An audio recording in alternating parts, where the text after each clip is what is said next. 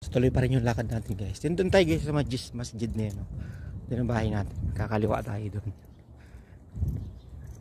Kanina doon ako dumaan sa kabila. Dalawang sasakyan kasi hinatid ko. Lakad lang ako. Okay lang yun. Exercise sa umaga naman eh. Ito dati wala pa yan mga yan. Pero ngayon mga nakatayo na ito. Nandito na ito nung dumating. Bahay yan hanggang doon sa dulo. Nandyan na yan. Ito talaga bakante pa yan. Hanggang doon sa dulo. Bakante pa yan nung ako'y dumating dito. Ay ako 8 years na dito. Di ba? 8 years.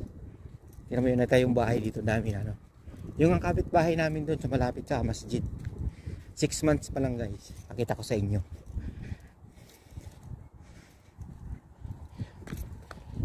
Six months pa lang yung guys, 6 months. Pero buo na.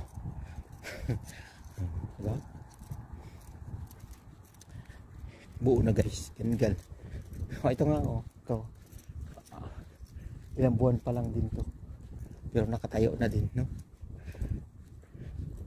Bilib ako dito guys sa mga gagawa dito. Parang ang gagawa dito guys hindi nagpapahinga. Dire-diretso talaga sila.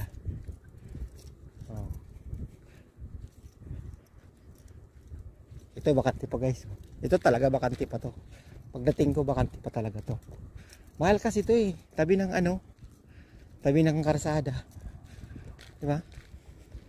Bakante pa no. Lawak pa niyan guys. Hanggang doon po ang dulo. No? Ilang bahay pa yung magkakasa dyan oh. Diba? Dito tayo dadaan sa gitna nito. Para mainit. Masarap sa katawan yung init dito. Diba?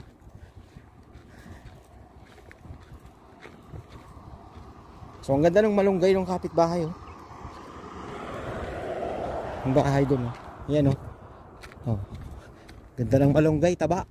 Ngayon guys, ang malunggay dito matataba na kasi malamig na. Oo, maganda na yung maganda na yung weather dito.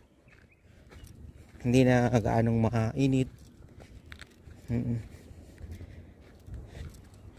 Yun dito pag mainit guys. Sobrang init dito pag tag-init. Tapos ganitong oras pa lang talaga susunugin ka ng init dito. Makakaluto ka na ng itlog sa labas pagka binilad mo yung nagbilad ka ng kawali sa labas. Oo. Ganito kainit dito. Ako hinihingal na. Parang ako nakadalawa. Charot. Charot. Daming kalapati guys oh. Hindi yan alaga.